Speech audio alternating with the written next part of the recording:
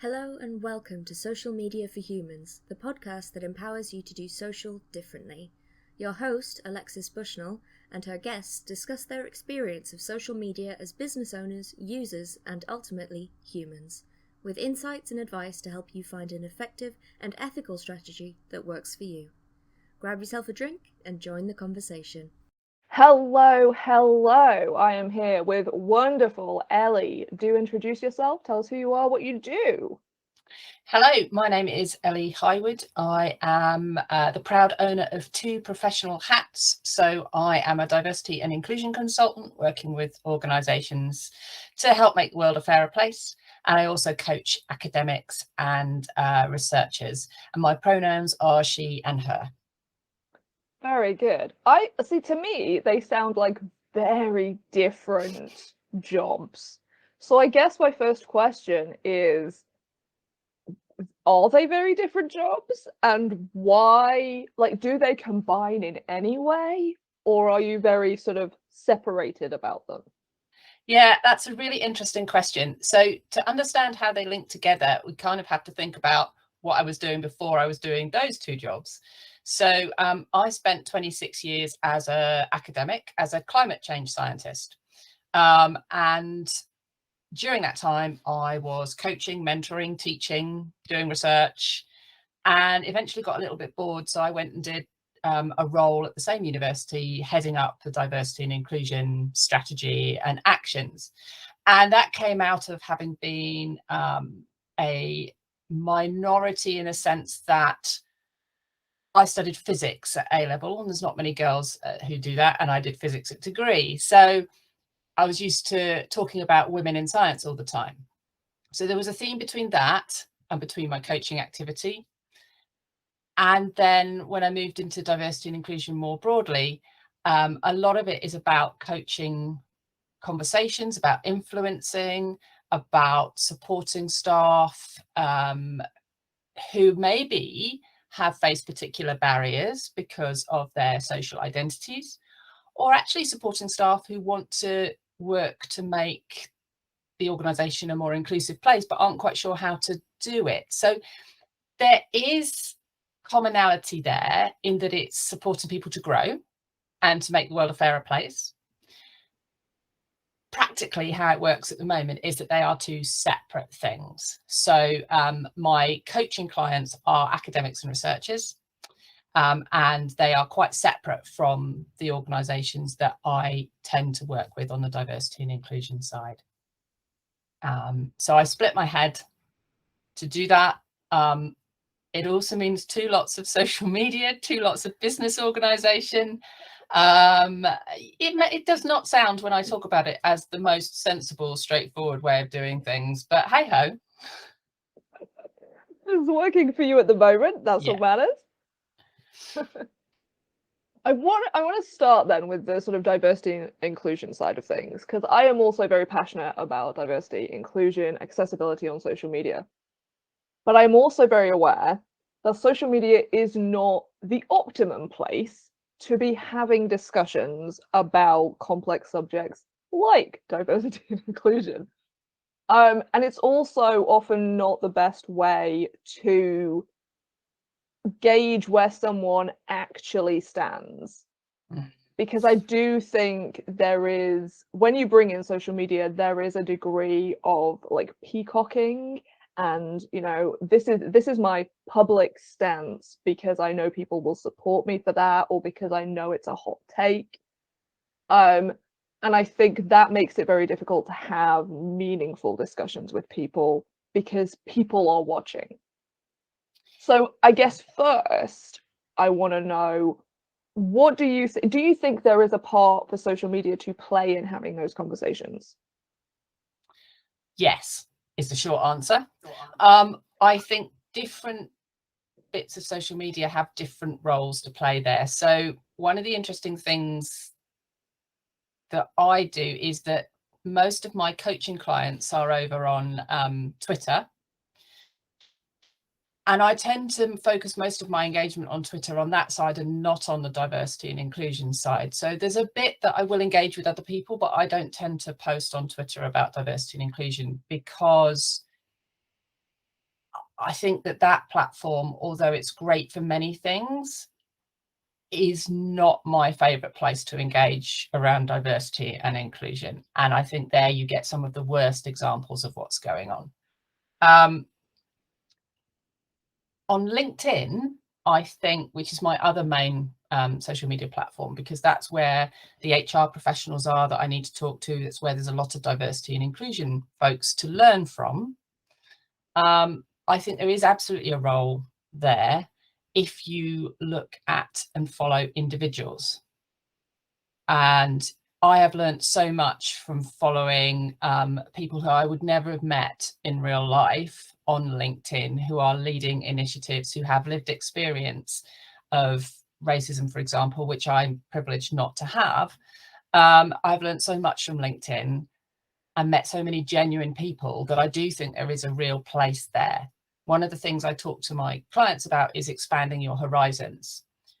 And particularly over the past 2 years, but generally a way of expanding your horizons is by using social media, as long as you are self-aware enough to know when it's not going well and when you're getting sucked into those toxic kind of things. So I view it as a learning opportunity, a way of meeting people that you wouldn't necessarily meet. Not the place where I choose to get into the more confrontational discussions. That's not my style and never has been. But there's definitely a place, there's definitely people who are great at doing that. And I watch them do it. And I'm glad someone does do it, but I'm equally glad it's not me. Does that make sense? Yeah, very much so. Yeah. When I first started being more vocal about like my own opinions, I felt very much like I had to be that person. Like I have to be the person having the discussions. I have to be the person challenging people's opinions. I have to be the person bringing the research. And as much as I do like read a lot, I follow a lot of people from various walks of life and listen to their opinions, read what they have to say, all that kind of thing.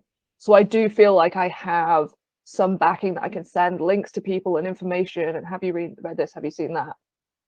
I am also very aware that I am also the person who will read somebody's interesting opinion about something and I will immediately be upset and angry and stressed out and not in the right place to actually engage in a useful conversation with that. So for me, it was actually really interesting to kind of challenge myself to not be that person and to find other ways that I can add to making the world a fairer place without being the person who is having those discussions. And I think it's really interesting as well that you say that you're learning a lot from people on social media, because that for me is one of the real powers of social media, is that people who have not historically had a voice and been able to put their reality out there can now do that. There is such a low barrier to entry to posting on social media that we can hear stories from so many different people. And it is so, I think that is kind of the key to opening people's minds. And because a lot of the political side of diversity and inclusion is so often this in the sky idea of, well, this could happen and that could happen. And there is so little humanity in it. And I think that allows people to go, oh, well, yeah, we don't want this to happen. So, yeah, let's pass these laws without thinking, how is this going to impact real humans? And I do think the power in seeing how it is impacting real humans is what makes the difference and what helps people to change their opinions. Yeah, and I think, so let's face it, politically, things are not going in a brilliant direction right now. However, I think there are different ways that you can influence and help the situation. So in terms of not, wanting to be the not not being the person that kind of takes on the confrontational side of it. What I focus on is broadening my network, engaging with posts from people that I think are really informative in ways of in sharing their experiences or sharing what they think needs to be done from their perspective, and engaging with those so that my network, who are not all diversity and inclusion professionals, will hopefully see that rather than posting strong opinion pieces. Now, I do post reasonably regularly on LinkedIn, but and some of those have opinions in them.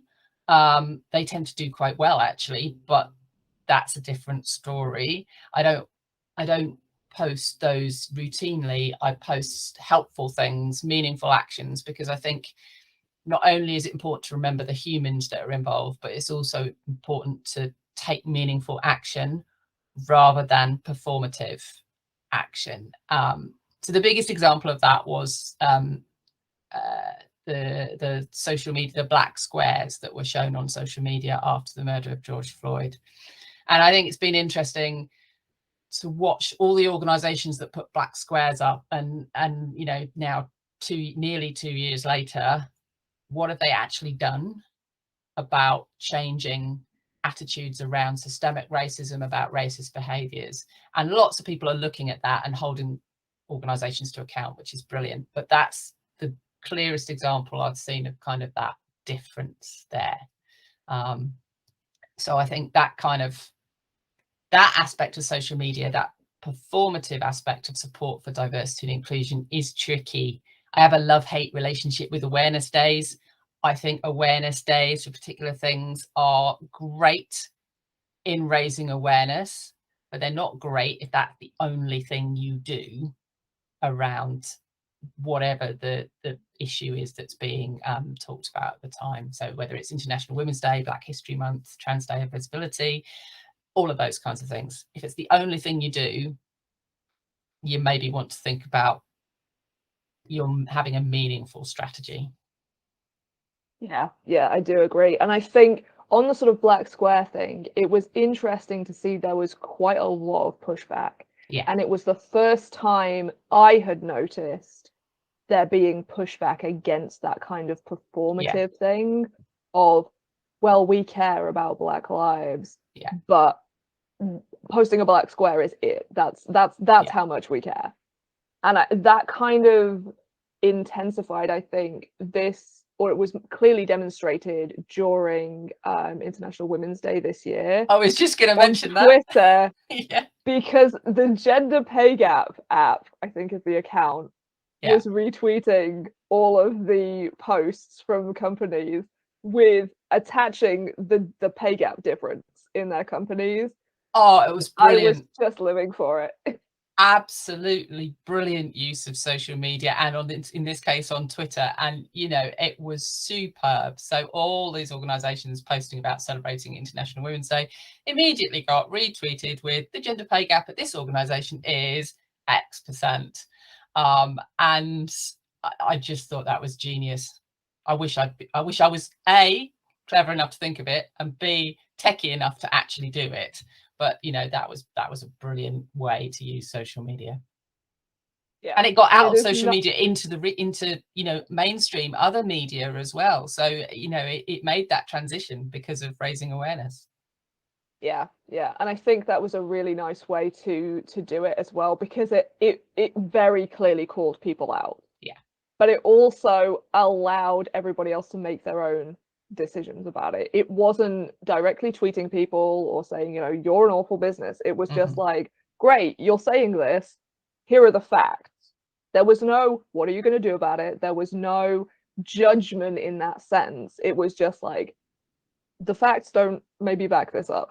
Yeah. And it was a really interesting use of a bot, as it were. We usually think of social media bots, particularly on Twitter bots, as negative things, and generally they are, but that was a really interesting way to turn it around a little bit and go, okay, there are ways that you can use this kind of automation for good, potentially. Yeah. And also to add a little bit of nuance, which is something that's also often lacking. And I did think it was such a clever way to add more to the conversation, and in such a simple way as well. It Yeah. really was brilliant.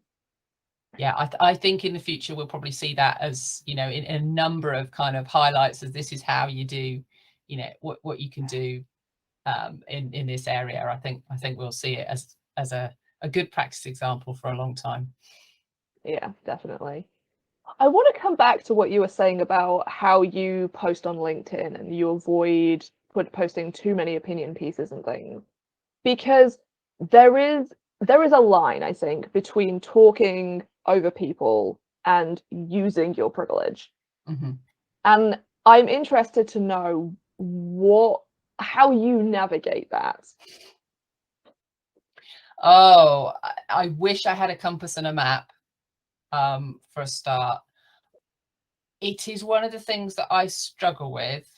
So firstly, I think what I focus on working with my clients is about a kind of holistic approach to diversity and inclusion. So I'm not talking about this is what you need to do about gender equality necessarily, because every organization has different challenges. If it comes up that gender equality is an issue for them, then I might have a bit more to say. If it comes up that they're really dealing with an LGBTQ community issue and experience, then I would have less direct experience of that. And so I would need to, that's where the beauty of having a diverse network comes in. You know, you need to contact and reach out and say, you really need to talk to people from this particular community.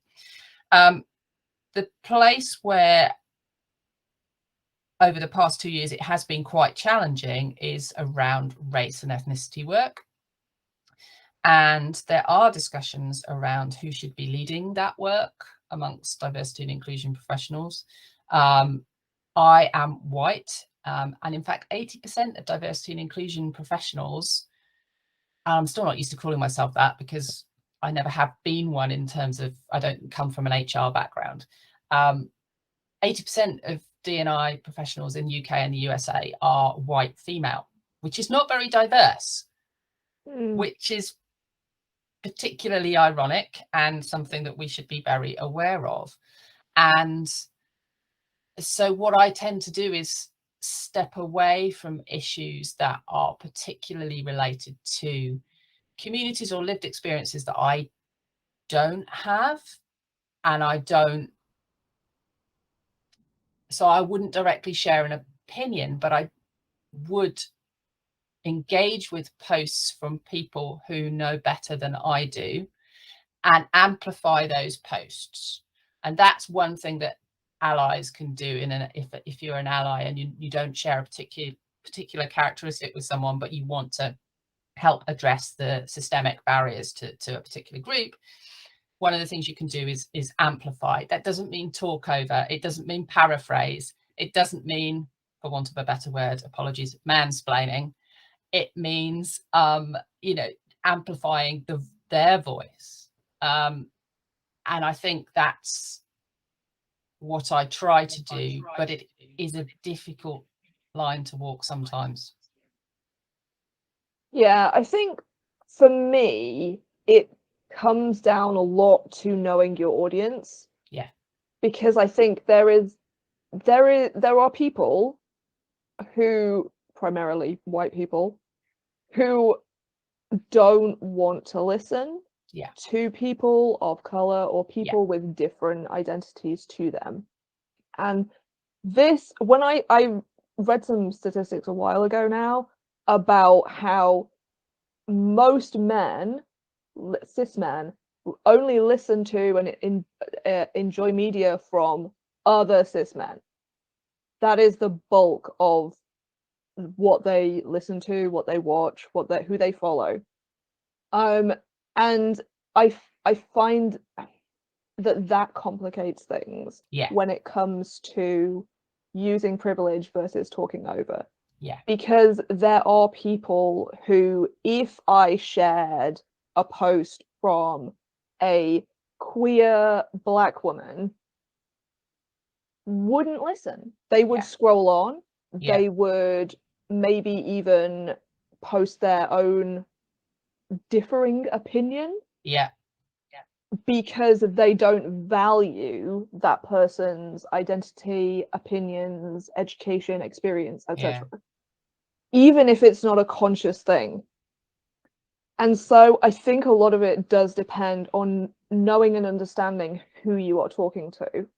Because if I am in a room of purely white people who are not interested in race or being more inclusive, certainly maybe even just from a not understanding it's a big issue place, it could be more valuable for me to introduce the topic as a white person and then offer sort of further follow-up information of, well, here's some books you can read by people with this lived experience. Here's some trainings that you can take.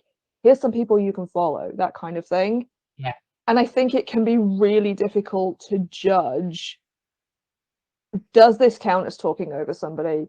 Or is this using my privilege to get through to people who aren't going to listen to, you know, if I'm amplifying people? Yeah, and that happens in the real world as well. So I've had organizations approach me and say, can you come and talk to us about race or racism? And I sort of say, are you sure you want me to come and talk to you? Because you really ought to think about whether I'm the right person to do this. Have you thought about having a person of color or person with lived experience come and talk to you? And sometimes they'll say, yes, but I don't think our usually leadership team are ready for that yet. So partly that raises a flag with me and says, okay, that's not how it should be. That's not right. It shouldn't be that you're not ready to listen to some voices, right? So absolutely, that is not where we should be. But there's also a part of me that goes, okay, accepting that this is not an ideal situation, can I do some good by starting the conversation and being very clear with them what the limits of what I will talk about are, and getting them to explore why they're not ready to listen to certain voices? Can I do that? And I think if I can do that, that's okay. But then they need to move on fairly rapidly to hearing those voices. So I'm okay with going in and challenging groups who say, but we're not ready, to explore why you're not ready and look at some of that. But I wouldn't stick around for doing too much in-depth work on that. And I would want them to move fairly soon on to hearing other voices. It's a tricky situation. That is really one. And you have to be, I have to be really self-aware of a tendency for, because I'm a people pleaser and a helper, not to fall into that trap of what is called the savior role, or the rescuer role, if you think about it in terms of drama triangles of things. So I have to be careful not to fall into that role, because that is unacceptable. So it's tricky. One of the things I find really difficult is working out how genuine an organization is. So you were talking about, how do you know what someone's real motivation is when you're engaging with them on LinkedIn? But it's also true, how do you know what an organization's real motivation is? And ethically, I really only want to work with organizations that actually want to do something that's meaningful and will make a change. But it's really hard to work that out at times. Yeah.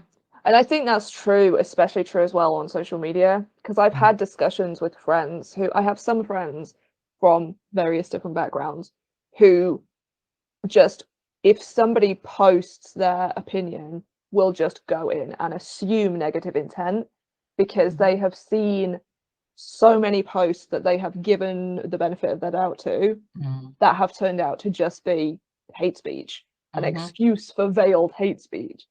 That now their assumption is that's everybody. Yeah. If somebody posts this opinion, I'm going to go in hard, because I have had so many experiences where there was no genuine interest or whatever Yeah. behind it. Yeah. And I think it is really especially hard online to judge what is just lack of information, having read the headlines and not really thought about it, from a person who means well, who genuinely means well, who genuinely wants to be a quote good person, but doesn't have the understanding or the nuance or the experience of people with that background Yeah. to know why those things are a problem, versus people who are regurgitating that because they believe it and they want to reinforce it. Yeah. Yeah, it's really difficult to know what people's motivation is, and social media is really tricky. And I tend to be the kind of person that gives people the benefit of the doubt. Yeah, I just it's a constant navigational issue, I think. And every now and then you have to stop and sort of take stock and go, am I still in the right kind of area with this? But I think being aware is part of the really important part of working in diversity inclusion, not continually questioning yourself in some ways, but continually challenging yourself to make sure that you are not stepping over lines that you don't want to step over. Yeah. And I do think that is something that I've come up against with people from an older generation who grew up with political correctness. Oh yes, I hate that phrase so much. political correctness got bad. Yes, those people. So many problems with that statement, by the way, but nonetheless. There is sort of those people who have that opinion of, if I'm always thinking about, whether I'm going to offend someone or whether what I've said takes into account everybody or whatever, then, that's no life. That's political correctness gone mad. That's just silly. That's just wrong. I should be able to say what I want. I should, people should understand my motivations. They should understand that I don't mean any harm. And I think for me, the way to sort of engage with those people is to say, like, there is a middle ground. Like you say, you don't have to always be thinking about whether what you're saying is okay or whatever. But because I think now this for me, this came very clear when there was a racism issue with PewDiePie, the YouTuber, who had said some very hateful language on a stream. And his defense was, well, I don't usually say it, but I was really angry and in the moment. And I realized that even in a very angry, in the moment, I would never say those things because they're just not part of my vocabulary. They're just not things that I think or use or ever engage with. And for me, that is kind of the difference, is if you are using words which you are aware are hurtful outside of being around people, then that for me is kind of the problem. That you are saying, it's okay if I do this stuff on my own, and then maybe I slip up in public.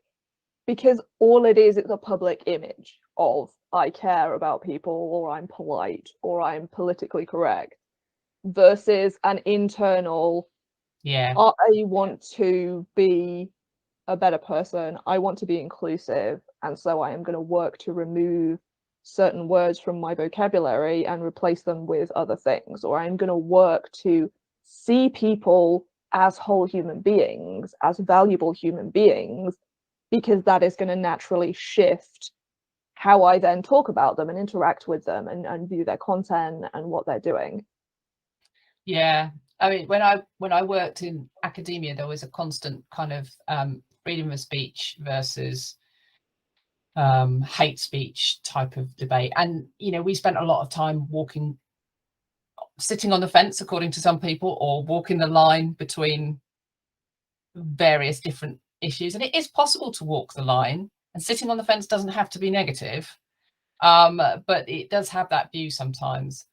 It is possible to allow people to express their opinions in a way that also doesn't allow hate speech. It's tricky, and it's much trickier online, but it does exist. I'm convinced it does exist. Yeah, no, I think it is difficult, and I think it's important to realize that it's difficult. But I think everybody has to give a little bit of ground. Yeah. Everybody has to be prepared to go. Not everybody is super educated about inclusivity and diversity and what language we should be using.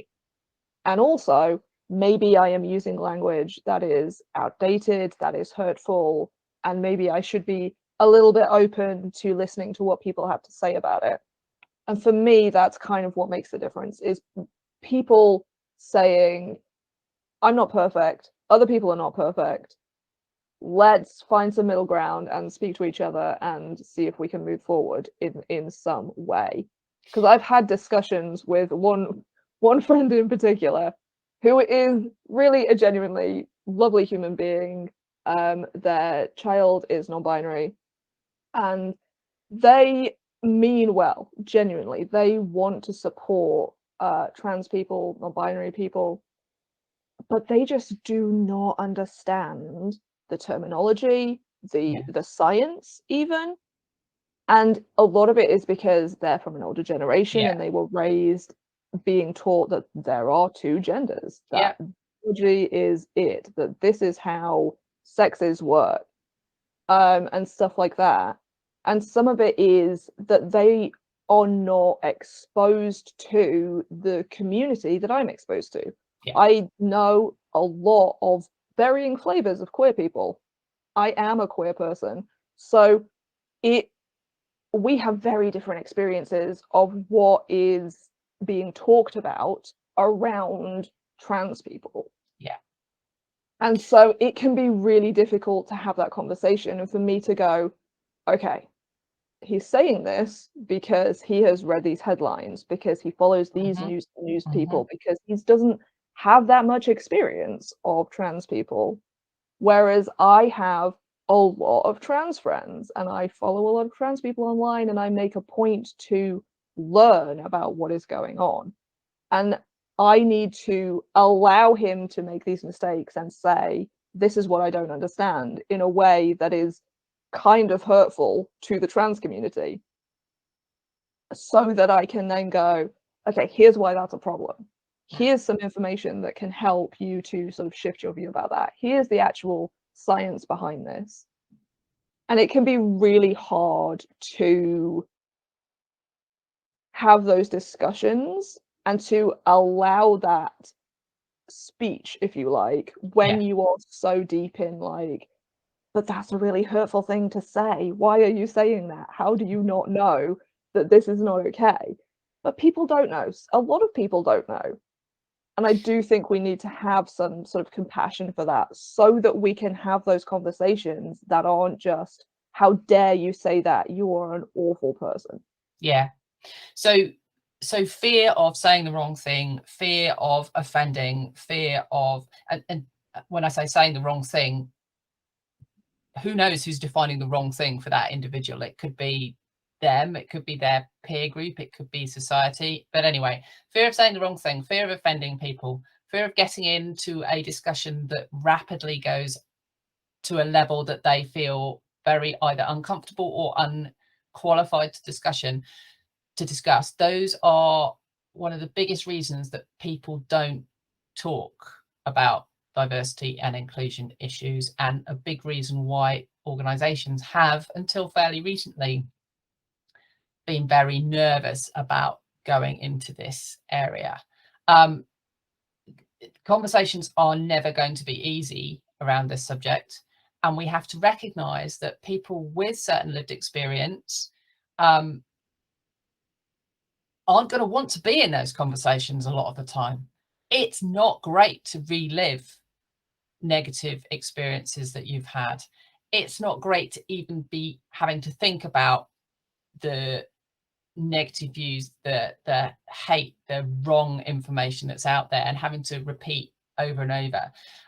Those of us with privilege in certain areas, or lack of education, shouldn't be relying on people to, and I mean this, it's the wrong word, but to expose themselves to us, make themselves vulnerable to talk about their lived experience in order to educate us, which is another reason that I think, if you're careful about it, maybe LinkedIn rather than Facebook or Twitter. And I don't do Insta, so I don't know what it's like over there, or TikTok for that matter.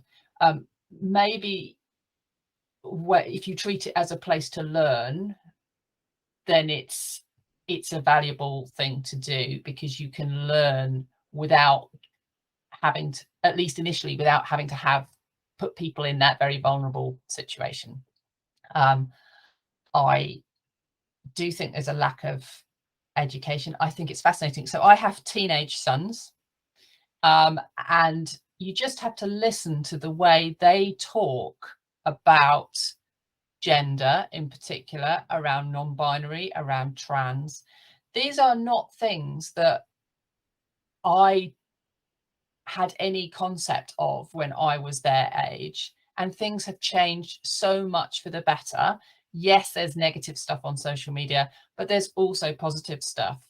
There's stuff in schools to varying extents of suitability, about, particularly around gender issues. They are way more open in talking about, oh yeah, so and so is non-binary. It's not a thing for them.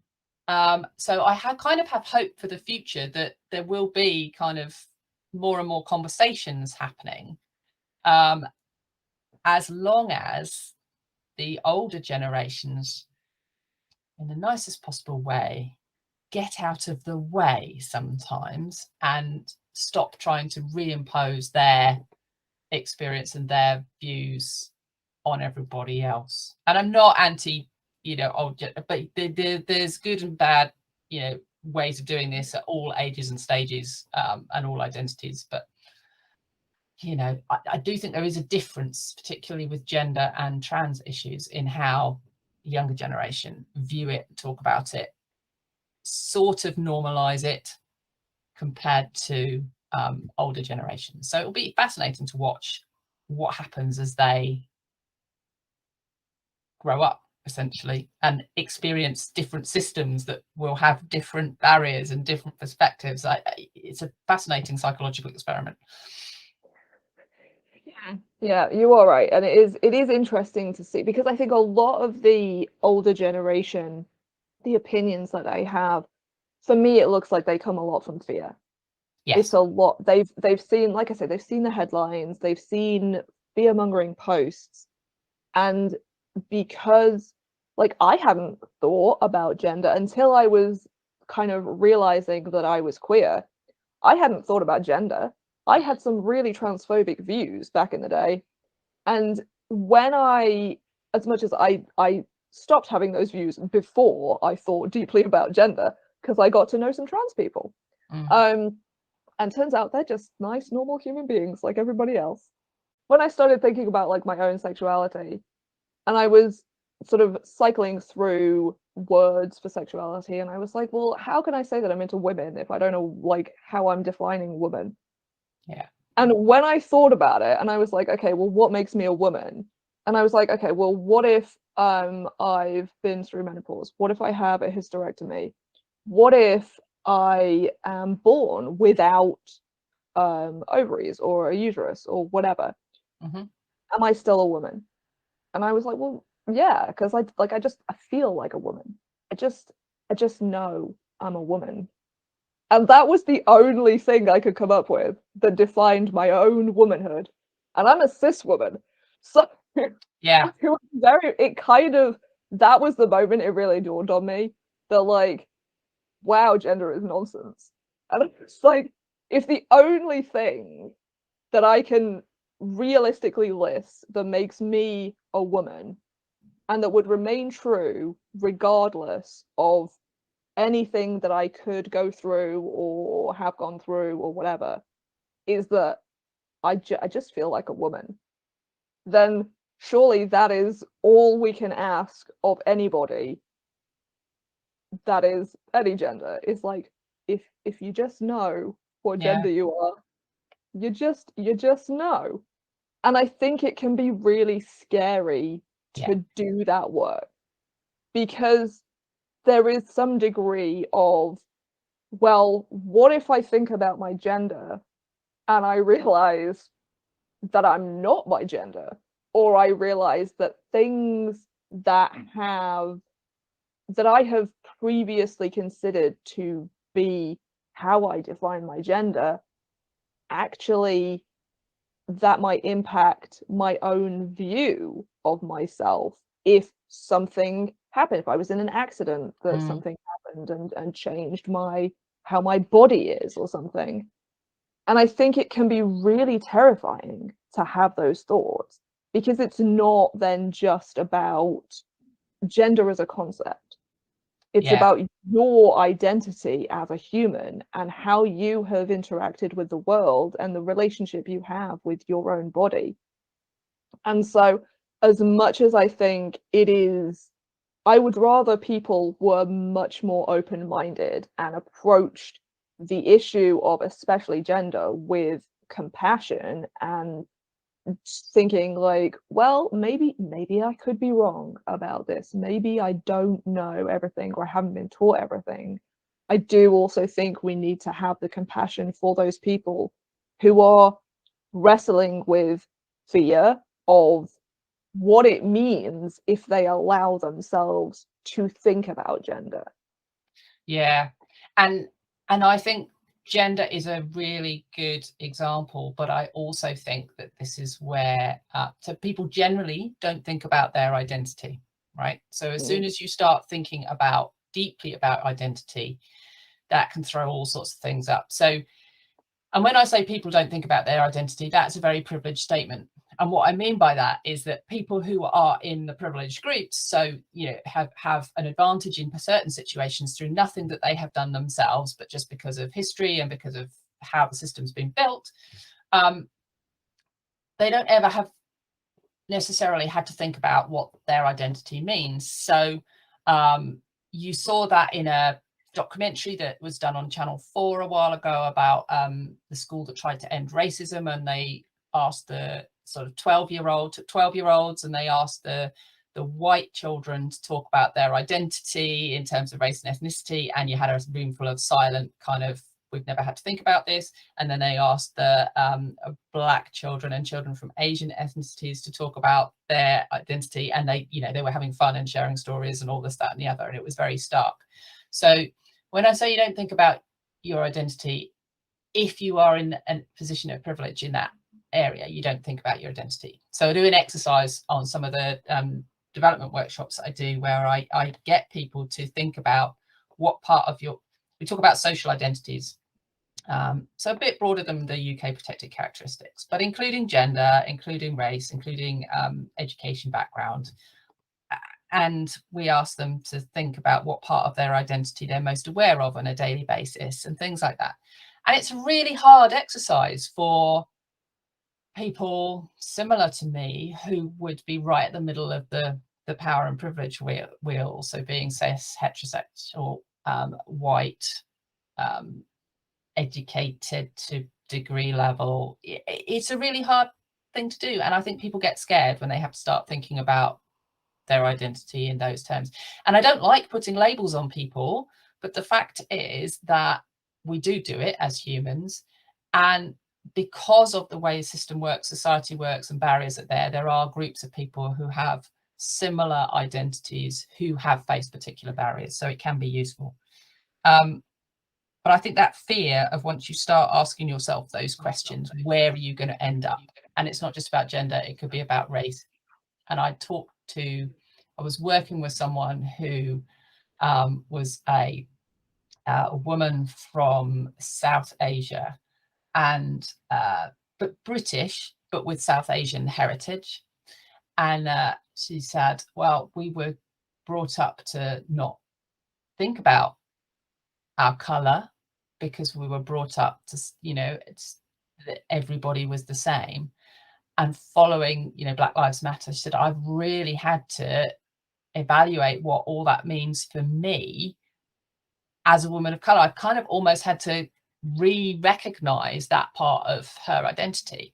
And that was a fascinating discussion, but had obviously taken a lot of deep work. And people are, scared of doing that work, and that comes out as the standard defense mechanisms or avoiding the issue. So, fight or flight, really. Yeah. I do want to say, ask you sort of one thing, because I think one thing that creates a lot of resistance in people is the idea of privilege and the misunderstanding of what it means. Because there are a lot of people who hear privilege and think, you think my life is easy because I'm white, because I'm male, because I'm cis. And so can you give us a brief rundown of what privilege actually means? I will do my best, Alexis. I can't promise it'll be brief, but I will do my best. So, privilege in this context, I like to think of it as, if you imagine that all the opportunities and things that are open to you are a set of doors around you, and all of those doors are locked. And you're standing in the middle of this room and all the doors are around you, they're locked. And suddenly you put your hands in your pockets and you have the keys. You didn't put the keys in your pockets. You didn't do anything. You didn't know the keys were there. You didn't do anything to put the keys in your pockets. They're just magically in your pockets. Now, you don't have the keys to all the doors. You only have the keys to some of the doors. But the keys that you do have the doors are the ones where you have some privilege. So you have magically got the key to this door. So you can open a door and take that opportunity. The doors that you don't have the keys, you have to wait for somebody else who's already on the other side of the door to open the door for you. Or maybe you don't even know the door's there because you just can't see it and you don't have privilege in that area. It doesn't mean that you have had an easy life. It doesn't mean that you have not struggled in some areas of your life. It does not mean that even walking through the doors that you have the keys to is necessarily an easy thing for you. This is about the system and society and the way it is built, and the fact that the way that is built means some people have the keys to some of the doors and not the others. The original person who talked about privilege, Peggy McIntosh, calls it, and it uses an invisible rucksack. So you have all the tools that you need that you carry around. Somebody's filled it for you, you don't know what they are. But I kind of like the keys and the doors and the opportunity, and the fact that if you don't have privilege, then sometimes you have to wait for somebody on the other side of the door to open it for you. I think that's kind of an interesting extension. So I don't know whether that answers your question. It's just, there's not so much you can say other than it doesn't mean that.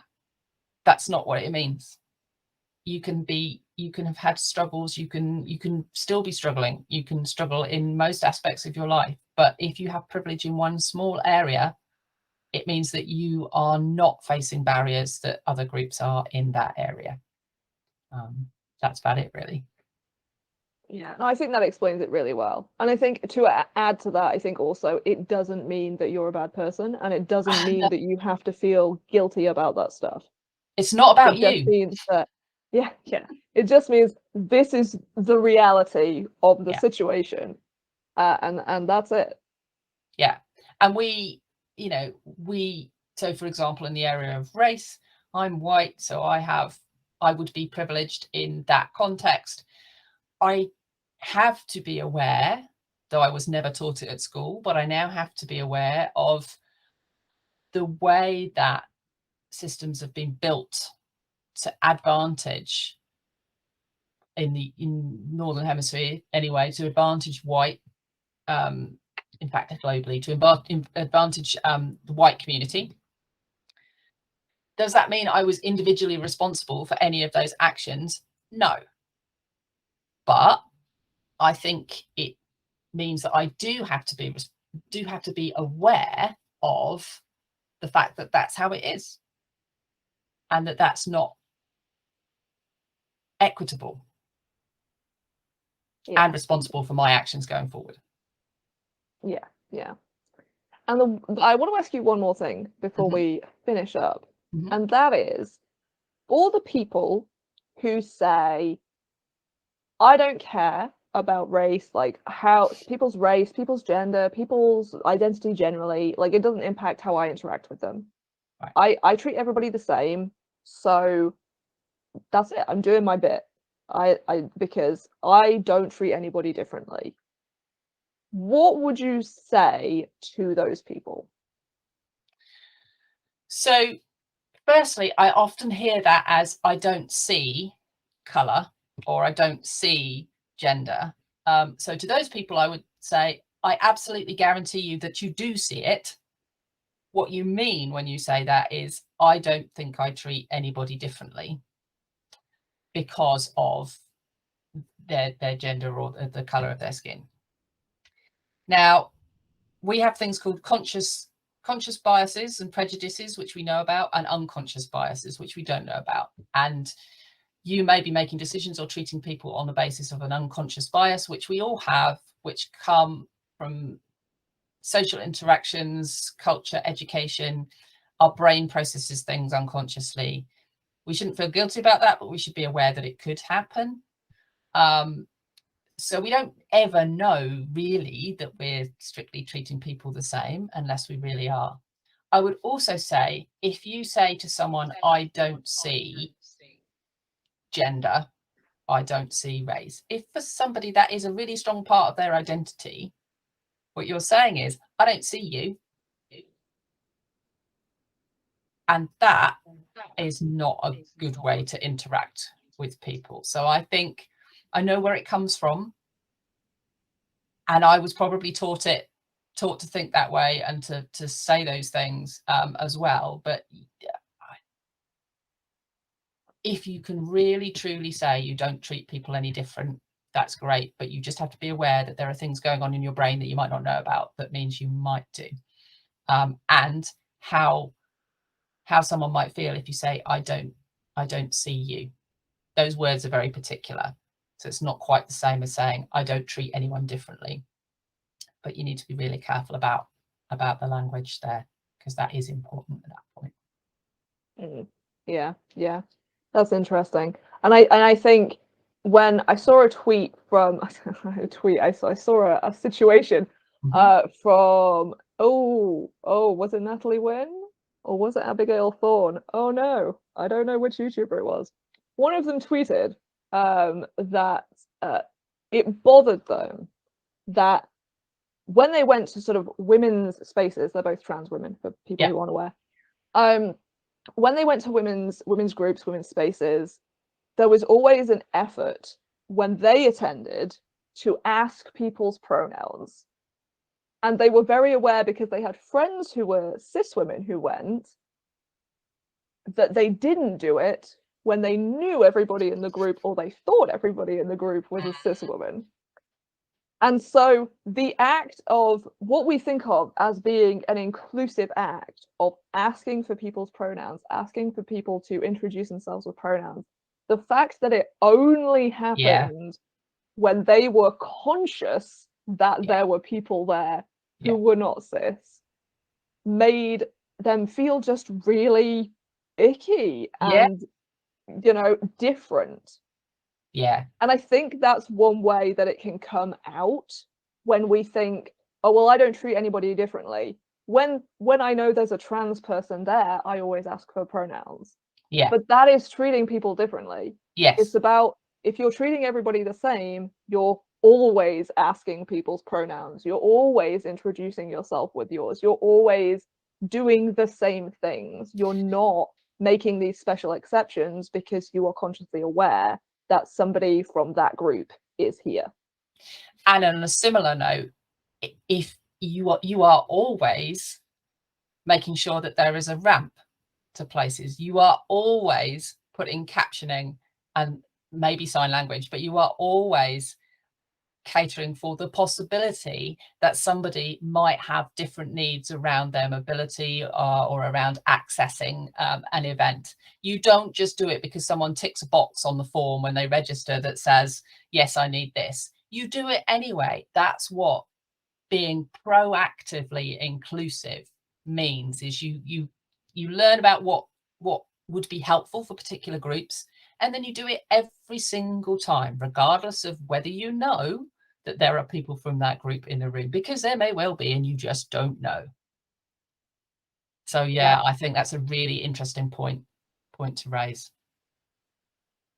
Well, this has been a really interesting discussion, and I'm sure it's been helpful for people. If they want to find you and follow you and learn from you, where can they find you?